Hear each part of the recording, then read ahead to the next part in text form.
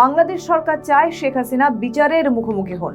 এমন মন্তব্য করে স্বরাষ্ট্রমন্ত্রী সালাউদ্দিন আহমেদ বলেছেন, তারা এখনো চায় আইনানুগ প্রক্রিয়ায় দুদেশের মধ্যেকার প্রত্যর্পণ চুক্তি অনুযায়ী ভারত সরকার শেখ হাসিনাকে ফেরত পাঠাবে। অর্থাৎ বন্দি বিনিময় চুক্তি অনুযায়ী বাংলাদেশের প্রাক্তন প্রধানমন্ত্রী শেখ হাসিনাকে ভারত ফেরত পাঠাবে বলে আশা প্রকাশ করেছেন স্বরাষ্ট্রমন্ত্রী সালাউদ্দিন আহমেদ। তিনি বলেন, বাংলাদেশের সরকার চায় হাসিনার বিচারের মুখোমুখি হন।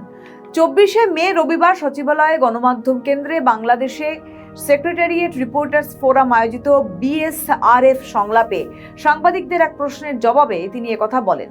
স্বরাষ্ট্রমন্ত্রী সালাউদ্দিন আহমেদ বলেন, প্রাক্তন প্রধানমন্ত্রী শেখ হাসিনা দেশে ফিরবেন বলে বিভিন্ন মিডিয়া থেকে জানা যাচ্ছে।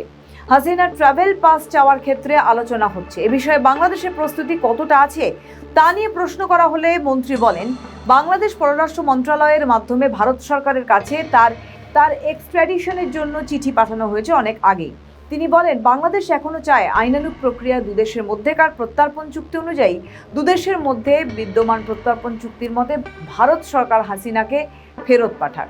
অনলাইন জুয়া কঠোরভাবে নিয়ন্ত্রণের জন্য আলাদা একটি আইন প্রণয়ন হচ্ছে বলেও জানান সালাউদ্দিন আহমেদ। তিনি বলেন, আগামী সেশনে এই আইন পাস হবে বলে আশা তার।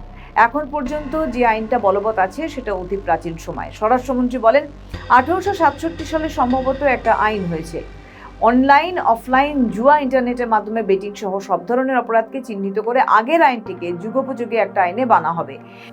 বিএসআরএফ এর সভাপতি মাসুদুল হকের সভাপতিত্বে অনুষ্ঠানিত আয়োজিত বিএসআরএফ সংলাপে উপস্থিত ছিলেন প্রধান তথ্য কর্মকর্তা সৈয়দ আবদাল আহমেদ। সঞ্চালনায় ছিলেন সাধারণ সম্পাদক উবায়দুল্লাহ বাদল। কূটনৈতিক বিশ্লেষকদের মতে, প্রাক্তন প্রধানমন্ত্রী শেখ হাসিনাকে প্রত্যর্পণের ক্ষেত্রে আইনি বাধ্যবাধকতা এবং দুদেশের মধ্যেকার ভূ রাজনীতি বড় প্রভাব হিসেবে কাজ করছে। ভারত ও বাংলাদেশের মধ্যেকার দ্বিপক্ষীয় সম্পর্কে টানাপোড়েনের মাঝে এই ইস্যুটি একটা বড় পরীক্ষা। একদিকে বর্তমান সরকারের জন্য তাকে ফিরিয়ে এনে বিচারে কাঠগড়ায় দাঁড় করানো একটি প্রধান রাজনৈতিক প্রতিশ্রুতি, যার ফলে আইনি প্রক্রিয়াটি ধীরগতি হলেও চালিয়ে যাওয়া হচ্ছে। অন্যদিকে ভারত তাকে সরাসরি হস্তান্তরে সম্মত হলে তা নয়াদিল্লির কূটনৈতিক কৌশলগত অবস্থানের ক্ষেত্রে বড় ধাক্কা হতে পারে।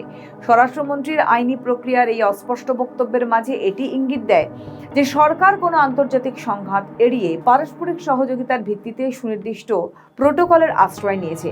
সব মিলিয়ে এই প্রত্যর্পণ প্রক্রিয়াটি নিছক কোনো আইনি বিষয় না হয়ে বরং ঢাকা দিল্লির ভবিষ্যৎ সম্পর্কের ক্ষেত্রে এক বড় কূটনৈতিক দর কষাকষির জায়গায় পরিণত হয়েছে।